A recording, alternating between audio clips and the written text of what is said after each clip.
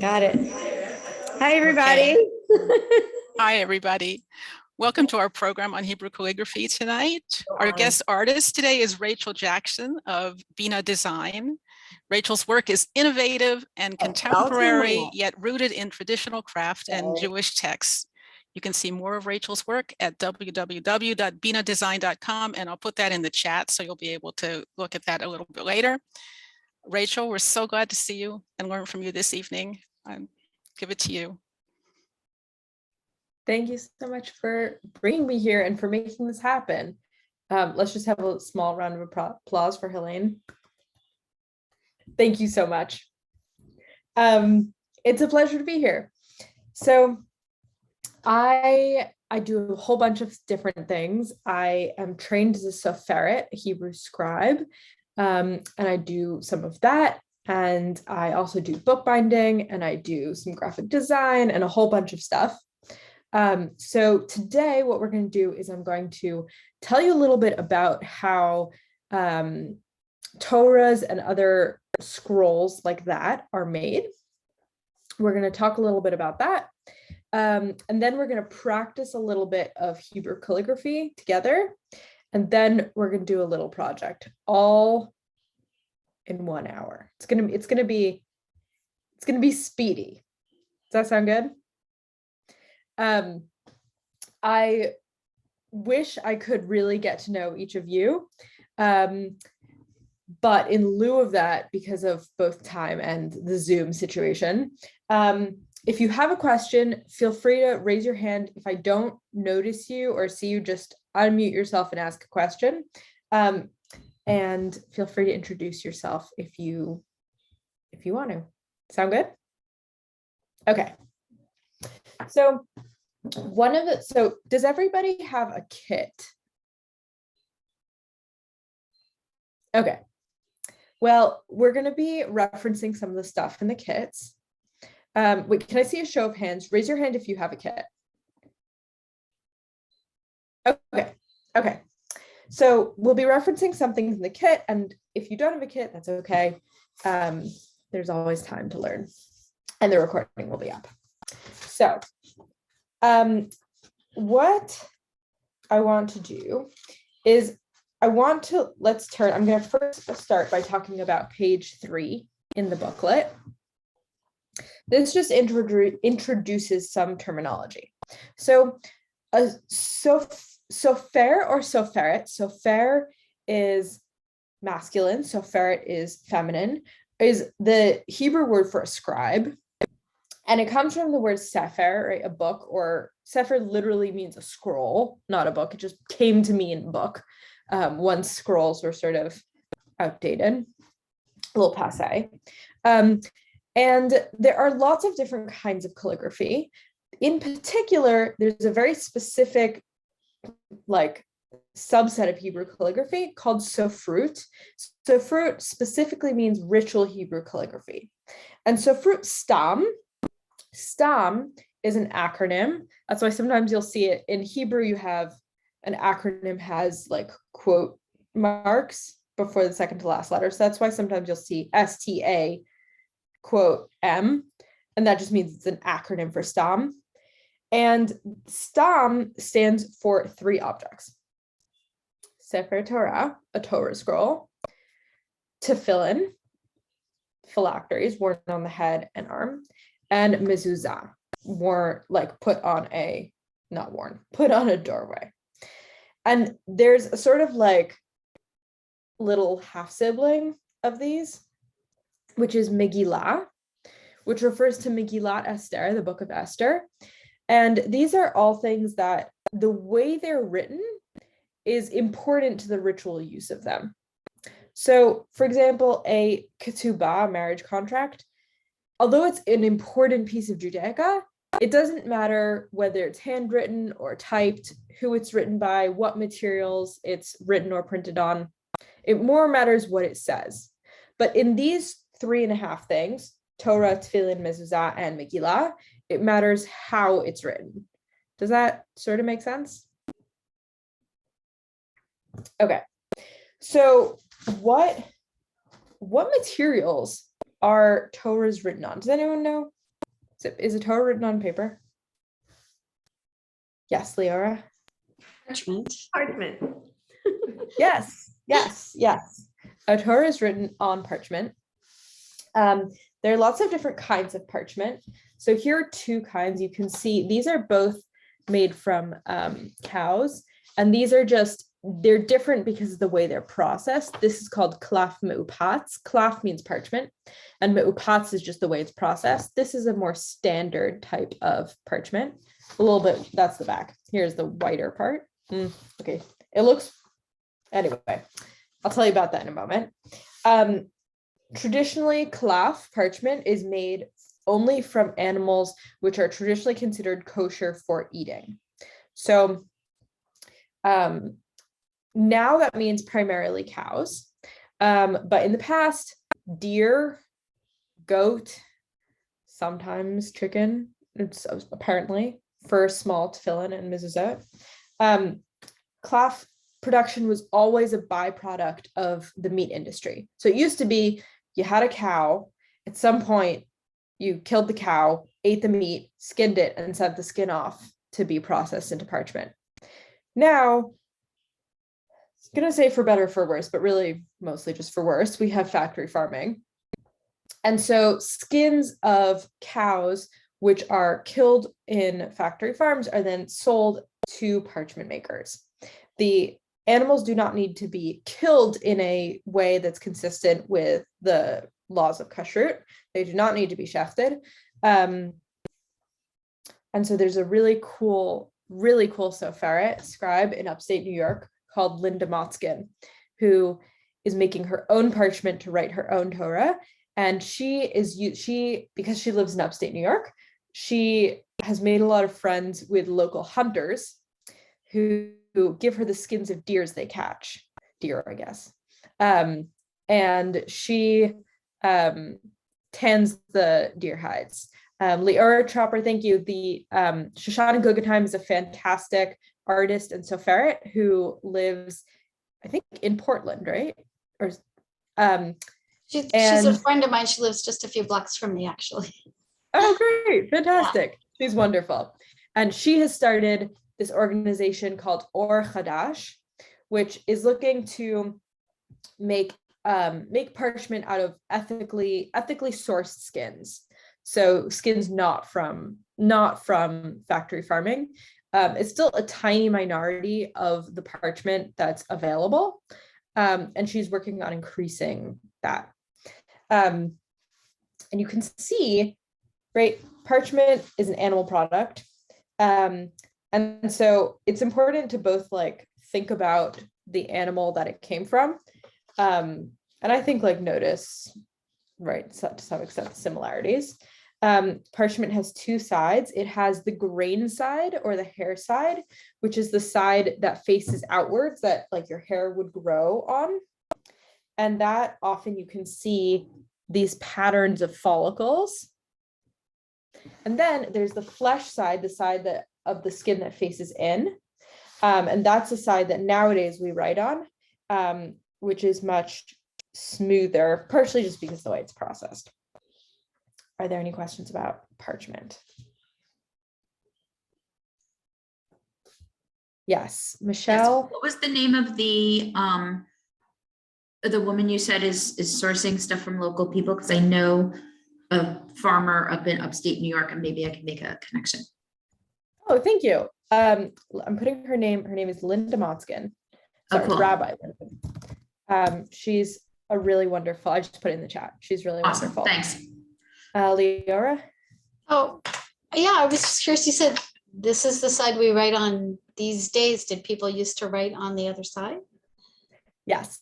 So basically, animal skins are fairly thick, and they need to be thinned down somehow in order to have something that's supple enough to write on and to like roll comfortably. So sometimes the full thickness was used. Sometimes it was split horizontally. So like the layers of skin sort of were pulled into two pieces. And if you did that, then depending on whether you're using the upper piece or the lower piece. If you're using the lower piece, you would write on the outside of it.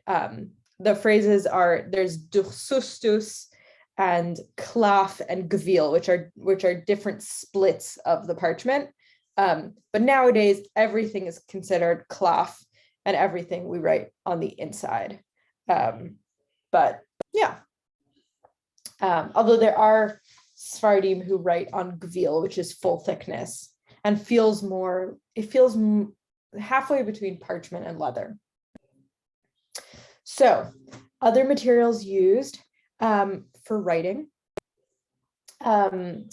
Traditionally in Europe, people used feather quills like this. This is from a turkey. This is from an American turkey. This I've cut down just so it's a little less unwieldy.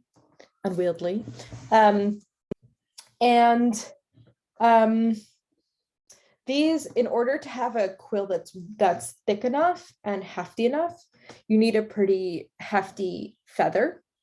And so what's used nowadays are primary pointer feathers, which are the feathers right at the tips of the wings, which are the strongest. And because they're the strongest and used for flying, birds don't shed those feathers unless something is very wrong. And so that also nowadays is part of a lot of people source their quills from farm, like turkey farms, or like this one, my friend, her husband killed a turkey to eat.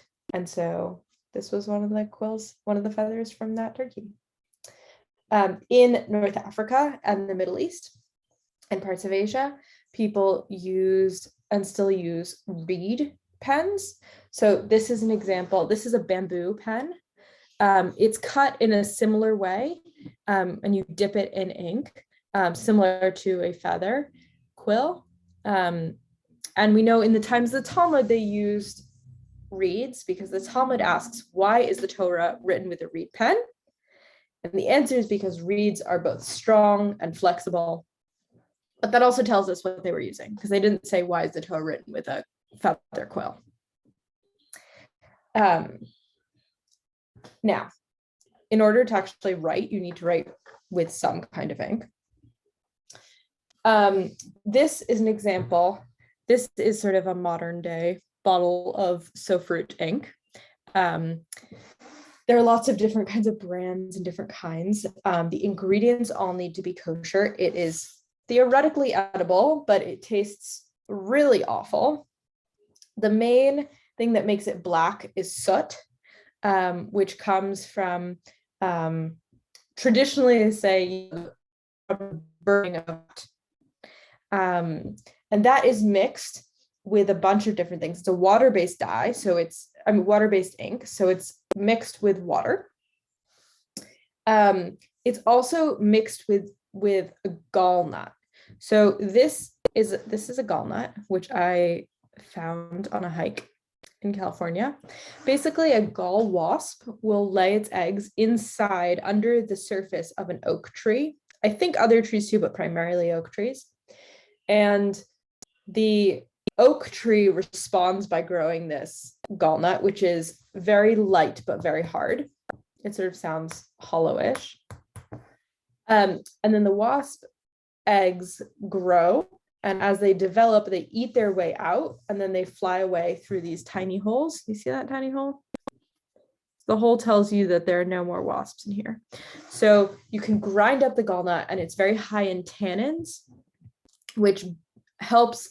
Tannins are a type of acid found in a lot of plants, and it binds with the other things in the ink and makes it blacker and shinier. The traditional recipes also have honey to thicken it. Nowadays, and for hundreds of years, people have been using gum arabic, which is the resin from a eucalyptus tree. It's called gum arabic because Arab traders brought it to Europe. And so that's what it's called in English. And so that is the dye, I don't know why I keep saying dye, the ink that we use to write Torahs, Tefillin, Mezuzot, and Megillot. Before I plow on, are there any other questions? I promise this won't be me talking at you the whole time. Okay, the last thing that is used to make Torahs and Megillot. So a Torah is really long, over 200 columns, and you can't find an animal that big or write that tiny to write the whole thing on a cow. So you have to sew the sheets of parchment together. The traditional material is called gid. Gid looks like this. It's made of tendons of animals. You take a big tendon, which I'm told is very much like string cheese in the sense that you peel the pieces apart. It's made up of lots of little fibers, and then it's twisted together into this very long cord, which feels it sort of feels like fishing wire in its stiffness. So that is what we use to sew the pieces of parchment together. Is anyone interested in seeing some pictures of Torahs and stuff from around the world?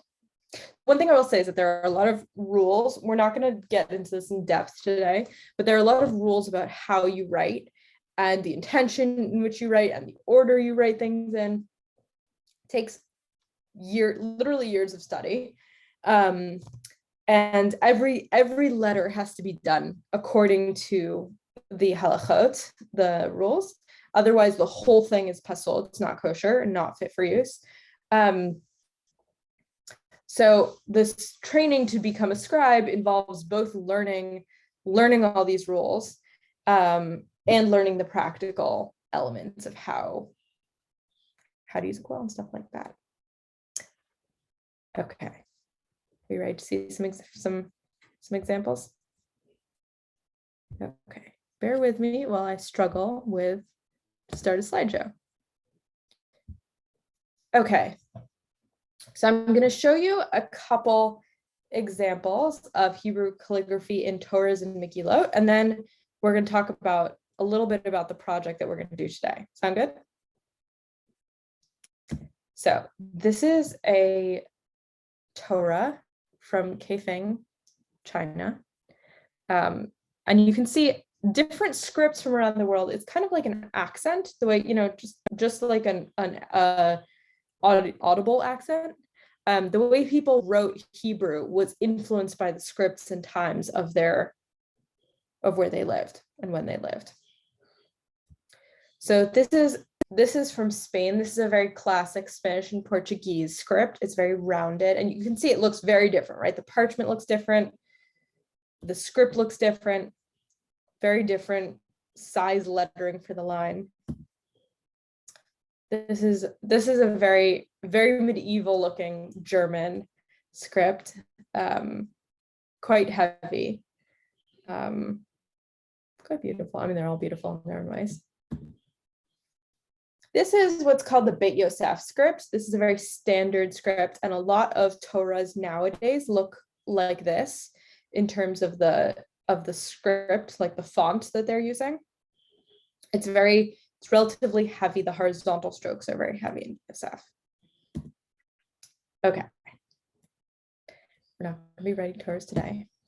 What we are going to be talking about is the Mizrah. A Mizrah.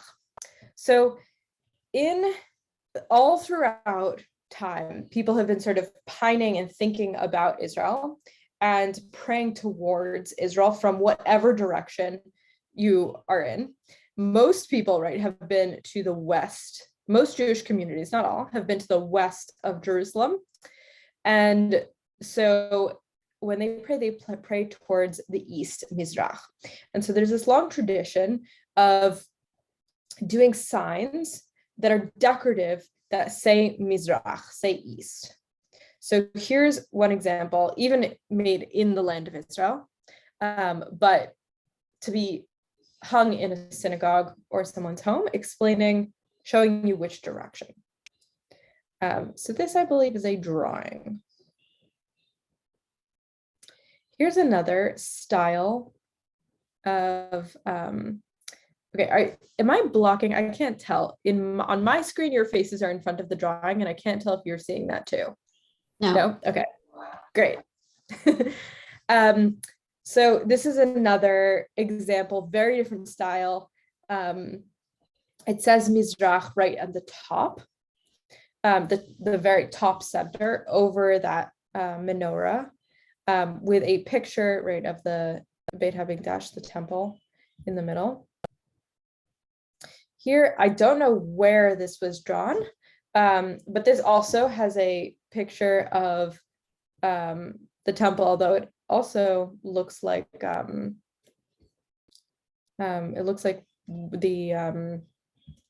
sorry, I'm spacing out, where right next to the Western Wall. The Temple Mount, the Golden The Dome Temple in Mount. Alaska Mox. Thank you.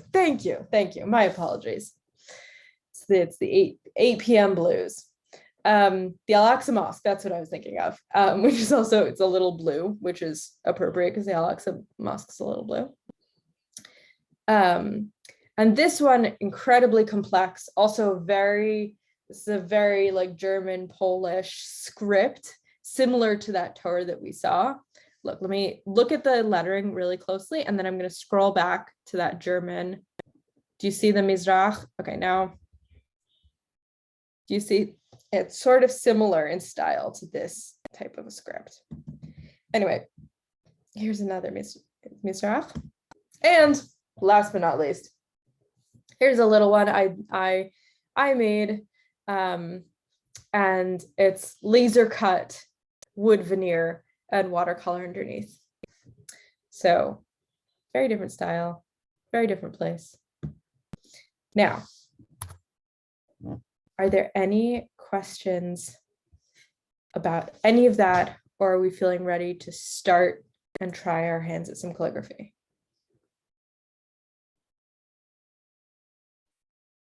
Feeling good? Okay, great. Now, let me give you a brief explanation for those of you who have a kit of what is in the kit, and then I will begin to show you what we're gonna do. So tonight we're gonna make our own Mizrahs, and we're gonna practice a little bit of calligraphy. So there is the booklet, and in the middle, or 2 pages in, you have the entire alphabet. Okay, and this we're going to practice this particular script, which is a simplified Hebrew script, a little different from the way people write Torahs, but it's an excellent basis for learning lots of different kinds of scripts. If you want to, so there are 2 pens. One is a gold pen for decorating and illuminating, which we'll talk about after. And the other is a colored pen, which has 2 sides, and it has a fine side, can you see, for drawing, and a hefty, wide chisel tip side, which we're going to use for the calligraphy. Now, the paper, there is a piece of vellum. So vellum, technically speaking, vellum really means parchment. That's what vellum really means, but people use vellum to mean like plasticky see-through paper. So the vellum can be used, I'm gonna walk you through it, but if you put it on top of these letters, you can trace the letters and get some practice that way.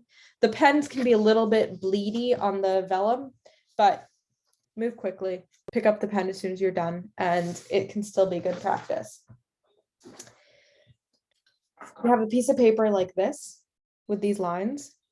Part of what changes the way a lettering looks is how thick the stroke of the pen is relative to the height of the line, right? So you can have text that's the same size, but essentially bolded, and that looks really different, right? Bolded means the lines are thicker, right? So I have lines here that are the right proportion for this pen and this script. And here, we're going to talk about this in a moment, but this shows you the angle of the pen. And then last but not least, we have a piece of paper to do. If you want to do your Mizrah, you can either do it on this or on the vellum. Does this all make sense so far? Great. Super duper. Okay. My gallnut is rolling away. Let me switch over momentarily. Here we go.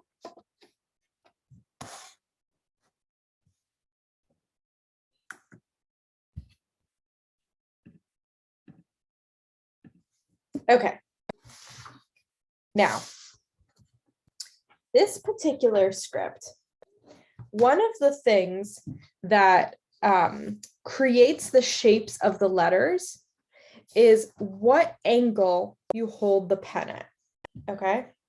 Right, so because it has this thickness to it, the angle, whether I hold it like this or like this, do you see? So I'm looking at this line of the edge of the nib, affects what the letter will look like, okay? Now, if you're raise your hand if you're left-handed. Awesome. Okay. If you're left-handed, you're doing things slightly differently, but still holding it at the same, the angle will still be the same. Okay. So for this script, we're going to hold it at a 60-degree pen angle. Okay. Which means that the edge is going to line up with that line. Okay. And that is the same angle as these lines, just for practice. Okay. Now, what we're going to do, these modular groups, this is more a resource if you're feeling like you want to practice a lot later. I've organized the alphabet by essentially how hard these letters are and getting progressively more complicated. So if you're feeling inclined to practice from the beginning, we're going to start with yods, but you can practice the letters in these orders. Does that all make sense? Okay.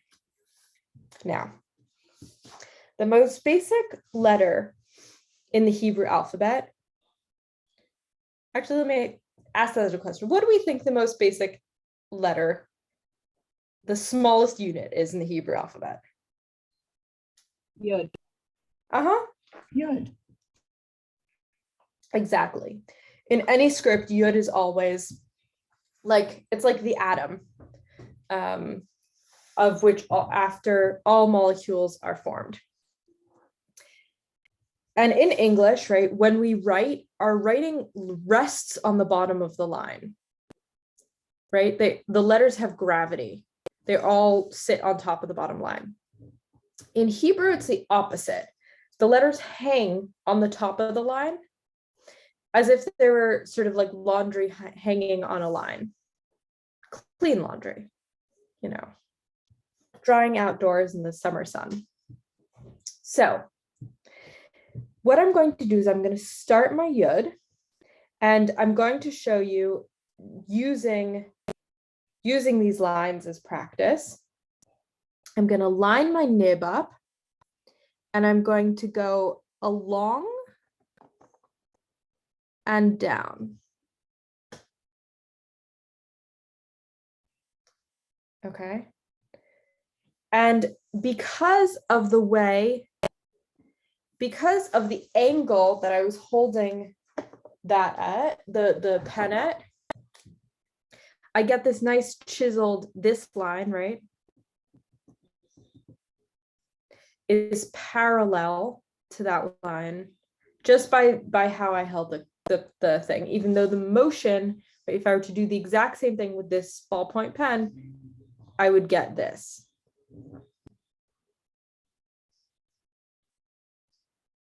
Does that make sense? Okay, give that a go.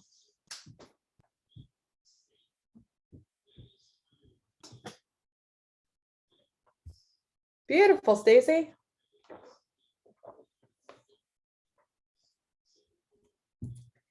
Okay, now, so that we can make sure that we're going to get through everything, we're going to focus on the letters that make up the word Mizrah. Sound good? Okay, so the first letter, they're kind of challenging letters, but I think you guys are all up to the challenge. So the first letter is going to be a mem, which looks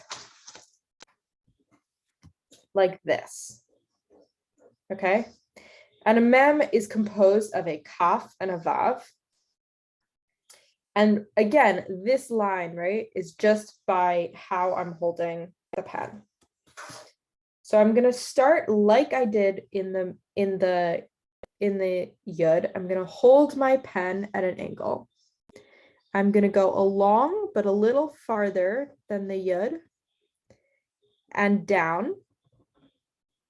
And I'm going to end, roughly speaking, one nib width, so the width of my nib from the bottom, like that.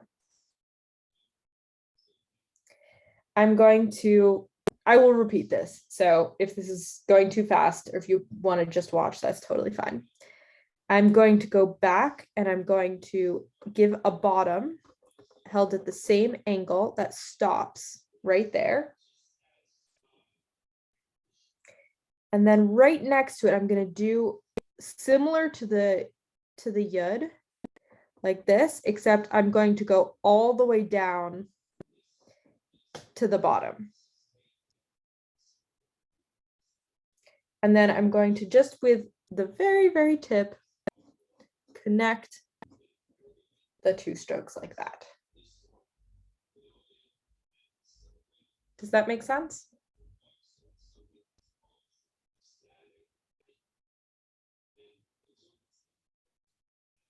Okay, I'm gonna feel free to keep working. I'm gonna do that letter again from the start. So if you want to watch, you can watch again. So I'm holding it at a 60-degree angle. I'm going across, I'm going down. I'm meeting a bottom stroke. And I'm doing another like a yud and turning it into a vav. Going down and connecting the two. Like that. Okay. Thumbs up if we're ready for Zion. Okay. Forging onwards. The Zion is in some ways a little easier. It's basically just one horizontal stroke and one vertical stroke. So, and because of the angle of my quill, it's going to give, my pen, sorry, not a quill. It's going to give me a really cool shape. So I'm holding it at that angle and I'm going to go across to make a parallelogram, I think, like that. And then starting in the center, holding it at the same angle, I'm just going to go down.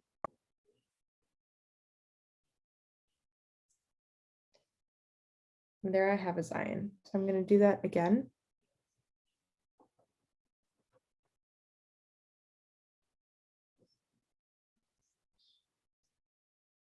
Like that.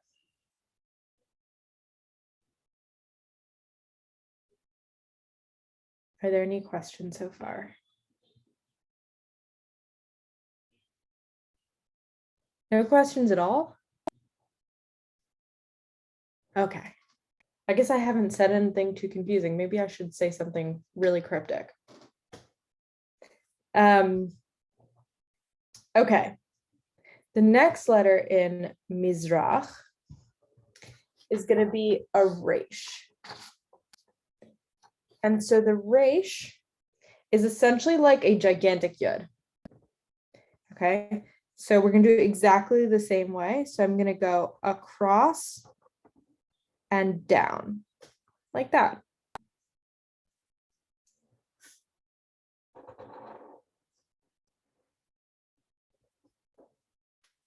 Making a square.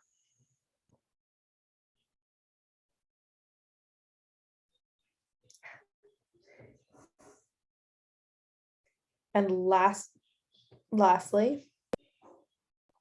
the chet starts like a resh, and then basically has a leg similar to the Zion.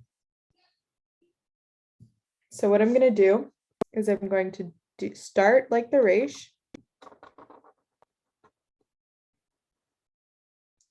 And then start with the top of my nib, just touching the roof like that. And I'm going to do a line down like that. So let me do that again.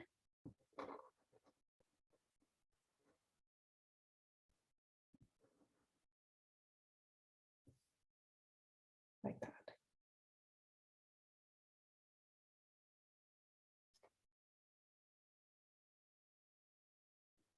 And when we put it all together,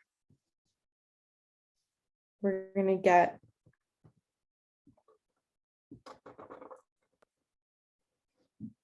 mem.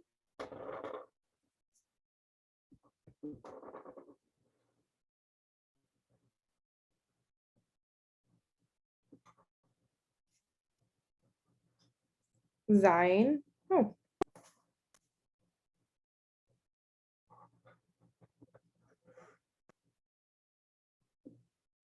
Resh.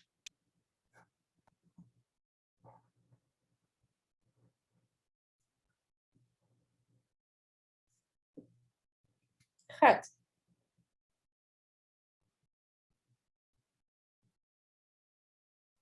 How's it going? Does anyone have a question or want to show us a letter? That's beautiful, Michelle. Yes, Liara. So when Beautiful. you're pulling down, Yeah. I'm not getting that nice fat line that you're getting. So it's probably because of the way that you're holding the pen. Sorry, I keep saying quill. It's okay. Yikes, I spent too much of my time with quills. You want to hold it so that the entire nib is still touching the paper or the surface. So you're moving it, but you're not changing the angle at all. Does that make sense? Yeah. And I'm finding the pen also, hard to hold. It's you're hard to finding keep- it hard to hold? It's hard to keep it the same pressure for the whole letter and to do it. I don't know. Yeah, no, it absolutely is. And holding it at the same consistent angle is very difficult. Yeah, it's challenging. So I can show you that one thing that's kind of interesting is, right, the angle that you hold it changes both the horizontal stroke and the vertical stroke. So for example, right, if I hold it completely straight up and down, I get a very thick horizontal. You know, I can't see your. Oh, sorry. Thanks. Thank you. Very thick horizontal, very thin vertical, right? As I slant it more, they get more even, right? And then as I, slant it even more, the opposite becomes true. So what we're doing here is like the 60-degree angle is like it's like a little bit thicker on the horizontal than the vertical. So it's somewhere in the middle like that.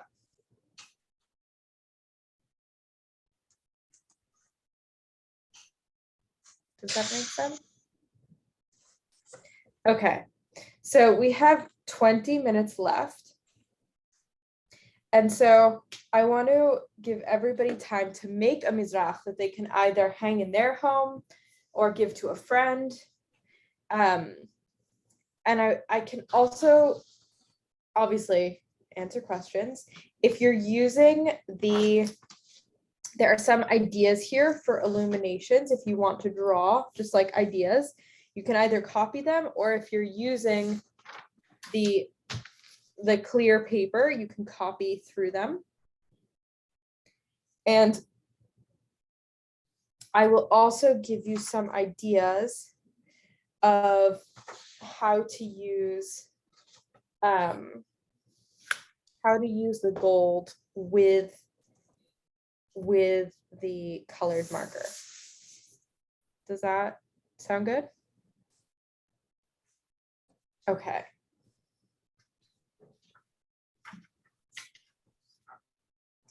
So here I have my small piece of paper.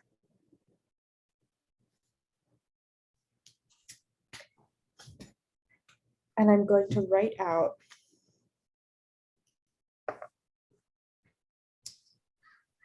the Mizrah. If if you're worried about centering it, one thing you can do is start in the middle and work on the outside. So here, I'll show you how to do that. I'm going to start with a Zayin. And then Mizrah. So Ra.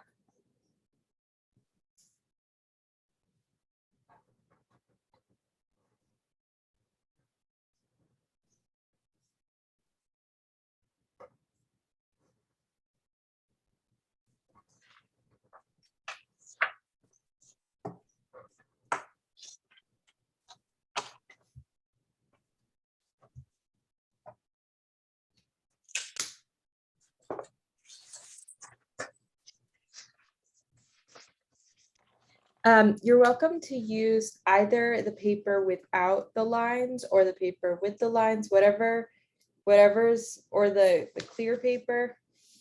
There's lots of, it's a pick your own adventure kind of a day.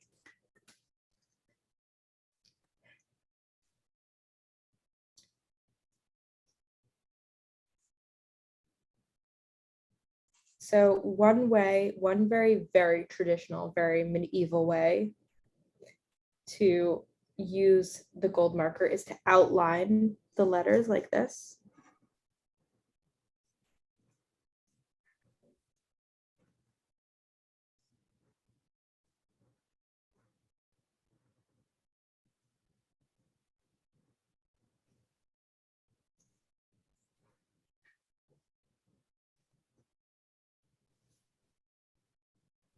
Can you see that?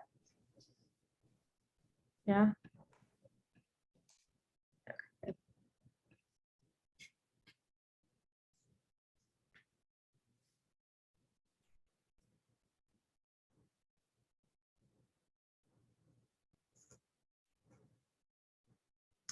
If you want, in Torahs and also in different kinds of scripts, there are what's called tagim, little crowns on some of the letters. Of these letters, a Zayin has tagim, and I'll show you how to draw them. The center tag, little thing, comes from the center of the letter, and in many traditions they look like little lollipops. So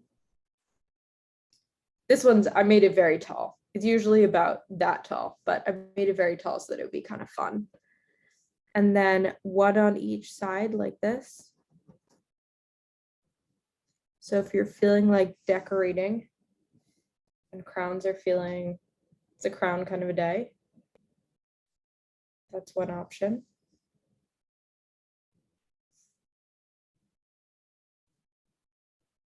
You can also do some dots.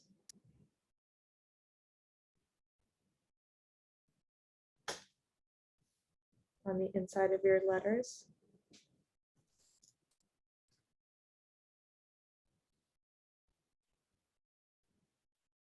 You can also do some flowers or leaves.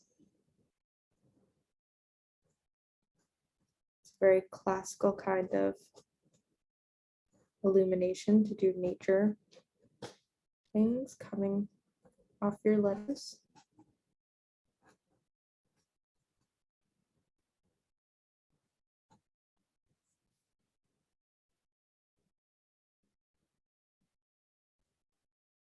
Would anyone like to share what they're working on and how it's going? Stacy, that's beautiful. Also, plot twist, everybody has a different color. So it's gonna look, yours is gonna look totally unique. Would anyone else like to share how it's going so far.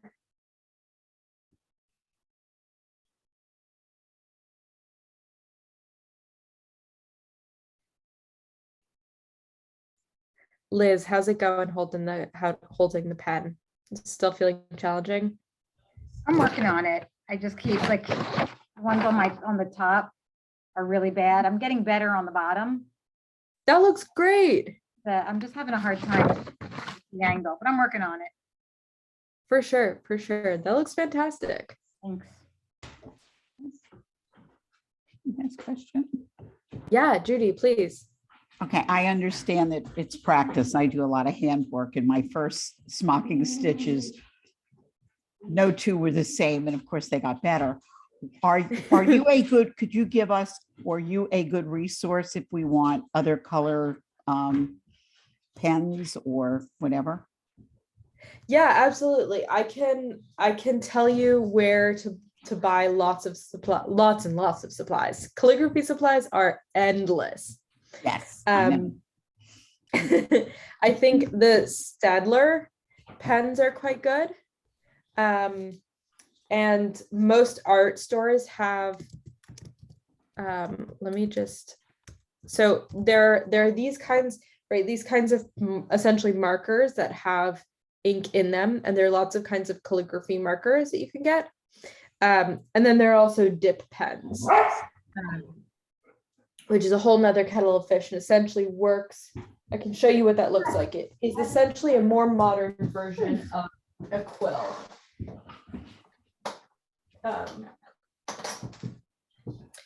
There are lots of different kinds, Yeah, but it that's looks like fine, this. And it has a nib and you dip it in ink. So, yeah. Those are the stitching ones is I terrific. remember. Those are the ones I remember back in high school when my art teacher was trying to teach us basic calligraphy. Oh, that's great. That's great. Yeah, they're Messy. really fun. It is messy. It is messy. But rewarding as well. It works exactly, these dip pens work in exactly the same way. Like all the strokes are exactly the same as the markers. Without the risk of ruining all your clothing by pouring ink on yourself. When you do this calligraphy, you hold your paper completely straight up and down? So to Or be do you angle completely it at all? honest, so I was doing it straight up and down so that it's easier to see. My preference, oh, it's kind of bleeding through. My preference is an angle like this. Okay. So when I'm just working on something, I tilt the paper fairly extremely. I find that easier, but you also need to be if you're doing that, you need to be very careful about your vertical strokes being actually straight, because it's very easy to start writing at an angle when your paper is at an angle. Oh, I see. Yeah, but try it out and see what's most comfortable. That's a total personal preference.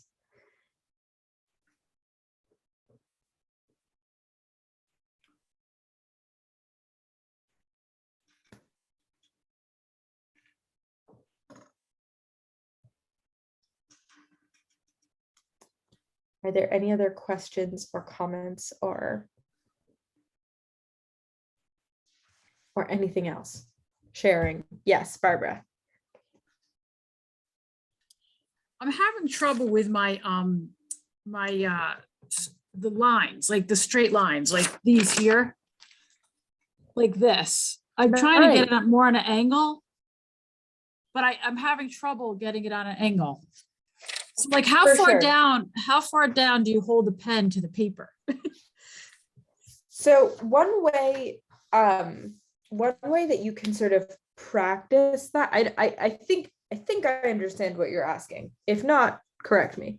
If you go back to the paper with the diagonal lines, you can line up the nib, make sure the entire thing is touching the paper, and then move it just down.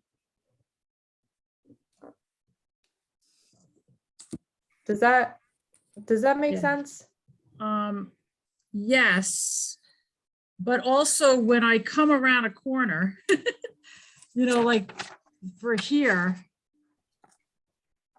like this here, Uh-huh. right? So if I'm coming down with my pen, you kind of have to turn it? Or do you stop and then start another line? Yeah, so for the mem, in order to get that angled, I stopped Okay. and that's started what it another was. line. Okay, that's what it was. Okay. Yeah, so I'll show you another mem. What I did was I stopped short of the bottom line. So I go across and down, stopping somewhere like that. And then meeting it with a line that comes like this.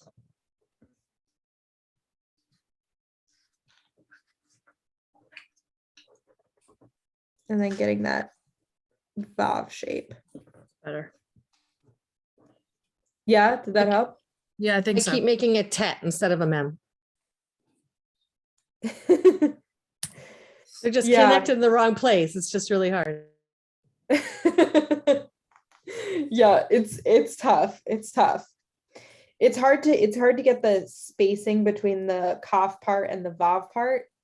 Because if it's too far out, then this looks kind of stretchy, and if it's too squishy, it looks put together. And a mem Sophie, a final mem, is the exact same thing, but just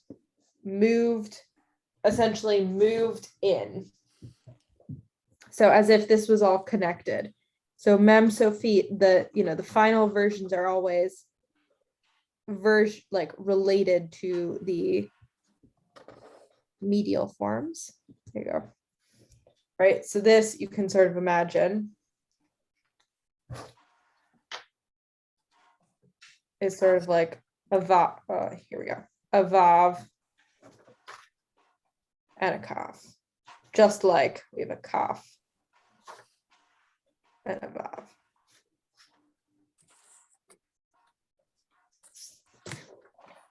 There's an excellent explanation.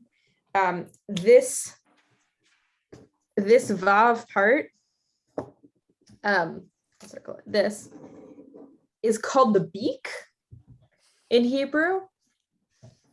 And I never really understood why that was the case until I finally came across a text that talked about how the top beak of a chicken goes down over the bottom beak. And I think what it's referring to is how this part goes down over this part. You see that? It's sort of like an overbite, like that. And that's the way beaks of a lot of birds look. The top beak comes down like this over the bottom beak.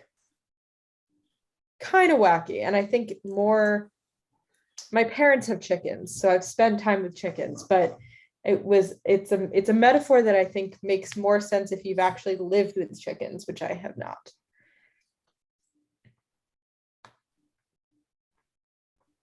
I have a question. Please.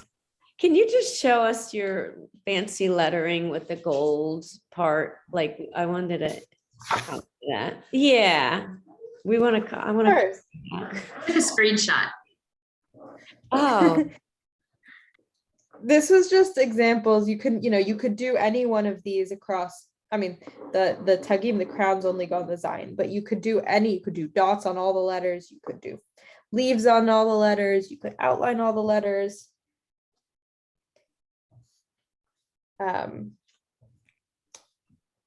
Could draw a box around it. Here we go.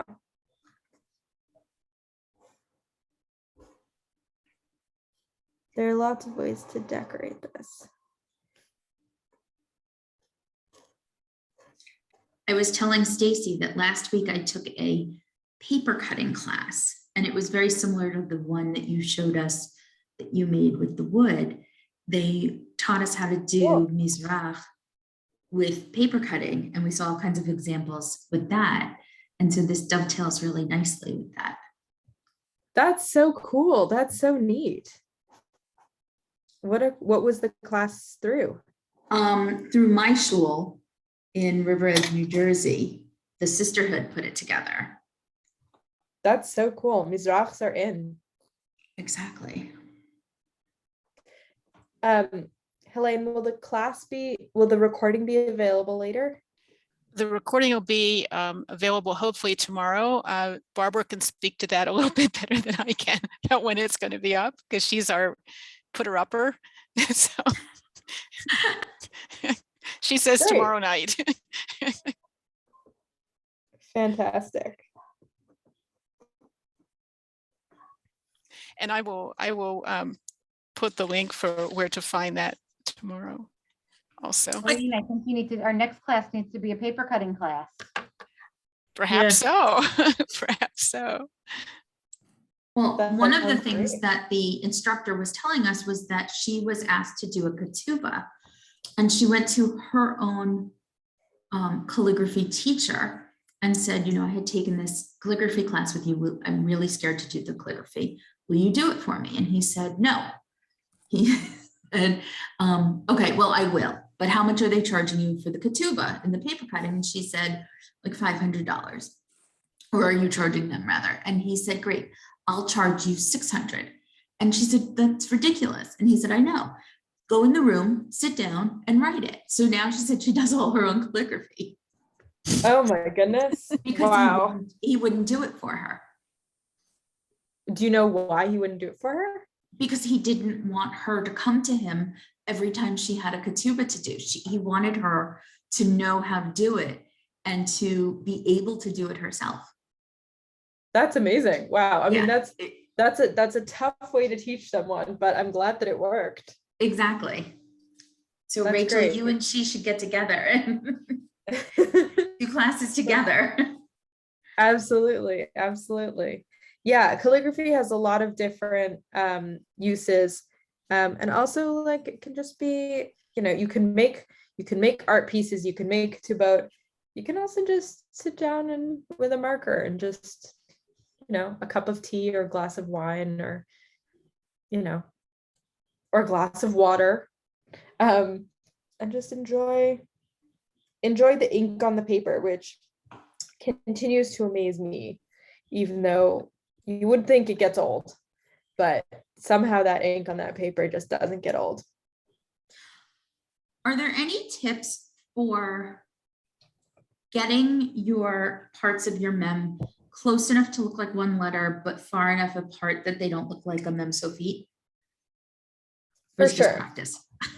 Just practice. So, I mean, yes and no, right? Like it's kind of there are some things that like just come with practice, but I also feel like that's a bit of a cop out on a teacher's, you know, on everything gets better with practice, but good instruction also helps. So the way I like to think about it is that I want to have like the width of a yud or a vav plus a little bit more.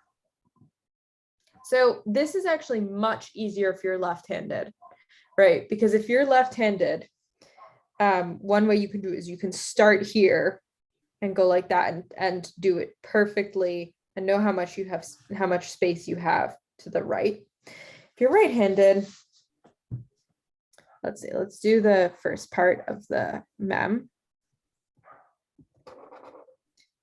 You have to sort of eyeball where you want to end up, right? And so if I think about it, I can look and say, well, my vav's going to be about there. And so that'll give me a good enough gap. So let me start here. Here, I'll show you. That's where I'm going to start. We'll see how this ends up.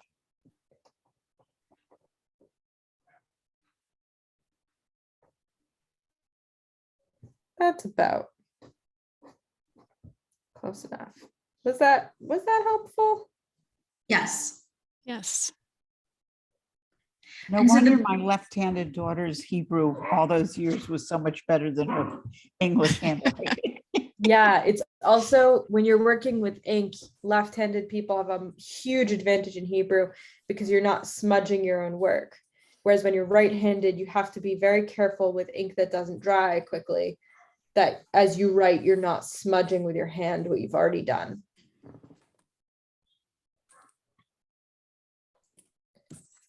So yeah, if you want to try like a flip the table option for a mem, one thing you could do is you could do the first half, then the vav, like that, and then put the bottom in. Oh, that makes sense. You could try that too and see if that's easier.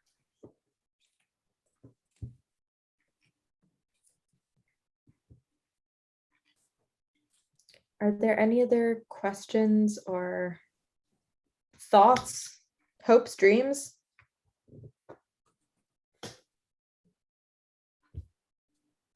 Sherry, can we see what you did?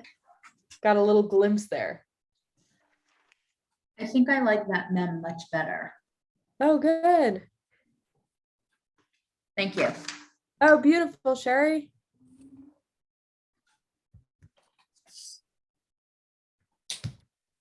Oh, beautiful. It was the Ooh, attack of the nice. Zoom. Oh, wow. That's gorgeous. I just traced it, really. It looks great. Looks really You did a nice. great job. You put those elements together really beautifully.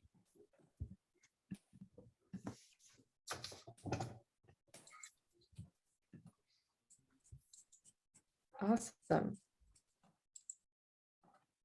Well, that's all that I have planned for tonight.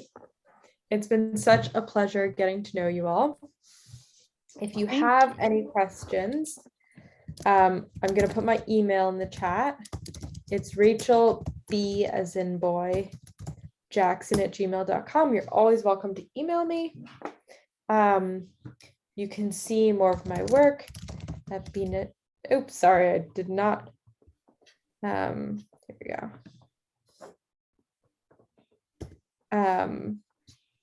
That is my website, where you can see more of my work.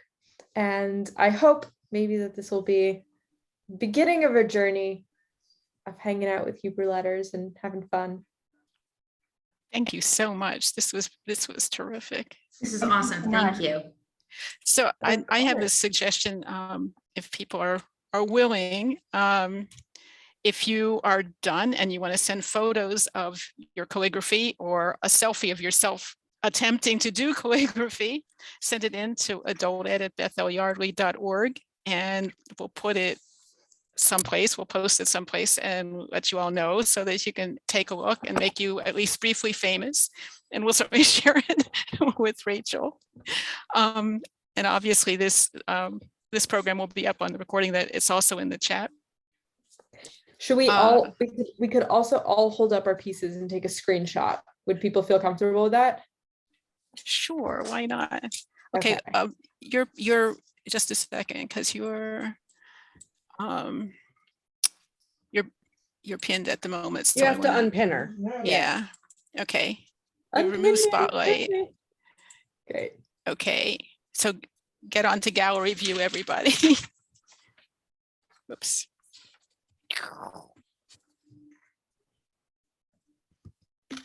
Beautiful. Beautiful. A little embarrassing, but beautiful. It's beautiful. It's I didn't actually beautiful. do a piece yet. I'm still practicing, so. That's great. Me too. As one of my students taught me, practice makes progress. Oh, I like that. I like that a lot. Yeah. Yeah. I don't think we ever quite get to perfection, but definitely make some progress. So Penny is doing something where she's taping this in order to trace it. Penny, show us what you're doing, because it sounds like this is a really smart idea. Well, I've been caught. So I'm taped it so that I can trace that. I think that's brilliant. So you can keep it straight. Yeah. I mean, I'm kind of covered with blue ink myself, and and things are slipping all over this. I'm just cheating. Yeah, but Not cheating, modifying it to make it work for you. exactly. It's being resourceful.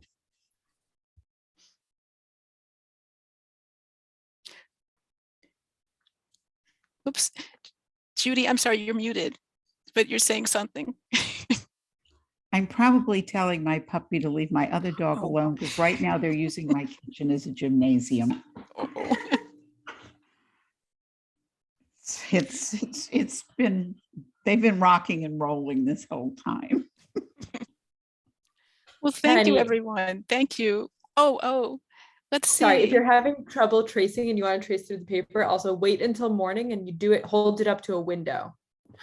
Oh, And that might be a little easier, but that works. If you can hold it up to a light, that works too. that's a great idea too. Sorry, I didn't mean to interrupt you. No, that's good. Rachel, how do you do Lamed? A Where's a lamed. Lamed? So I will show you. A lamed has a, sorry, let me put, switch back my camera. A lamed has a diagonal stroke in it, which makes it a little bit different from the other letters. Let me, wrong side of the pen. Starts off much like the letters that we've been doing, like this. And then a vav on top of it, like this. Really, so far, nothing new.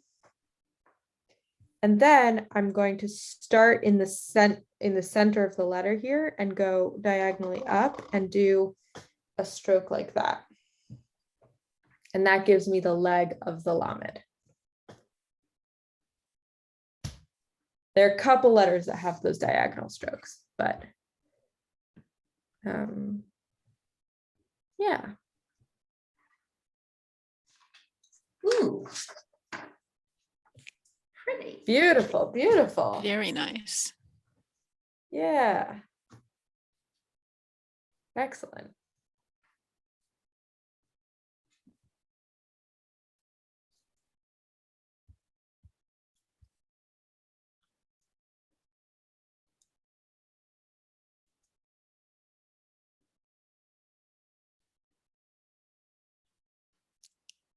Sherry, are you going to show us? No? Oh, okay. I'm going through the alphabet. But that's So, beautiful. Your lamed I is was like, really there's nice. no Lamed, so it's like, where's the Lamed? It looks great.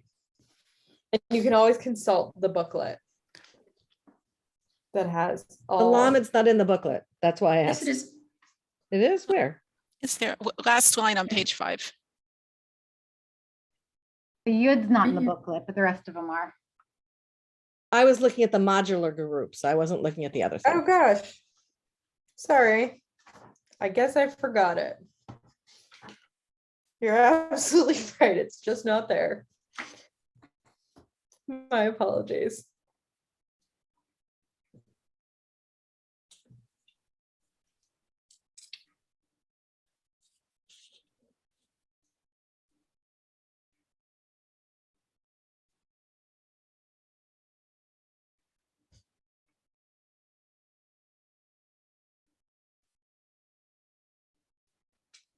And then the Samach, you do the thing on the top, and then you start on the left-hand side and go up. Exactly.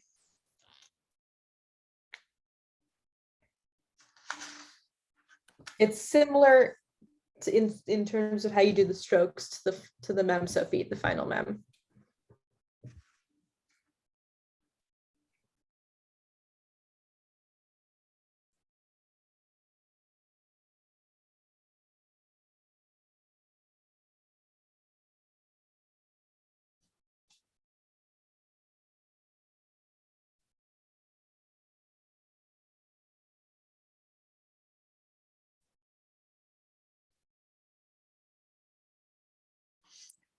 Okay. So do we have any other questions for Rachel?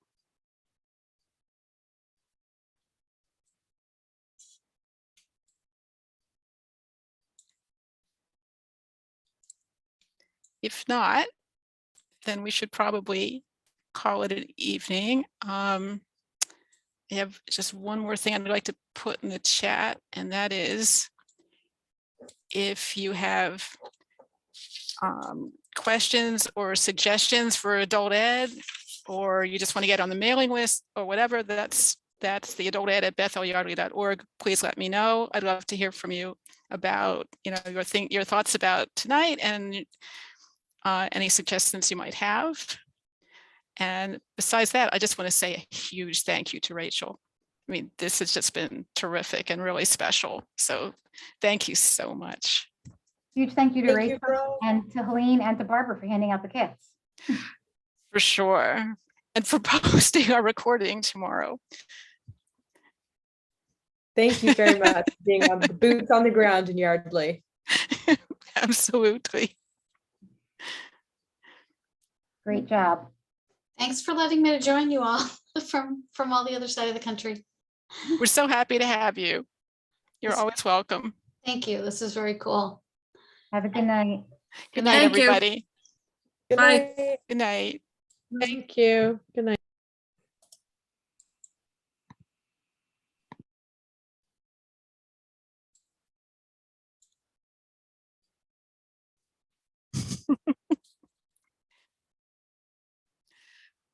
I hope you were pleased with it. I thought it went beautifully. That was just amazing. Thank mean, you. I'm the way you glad. did Do that, wanna with pause the it. recording. I beg your pardon? You want to pause the Oh, recording? I thought I did.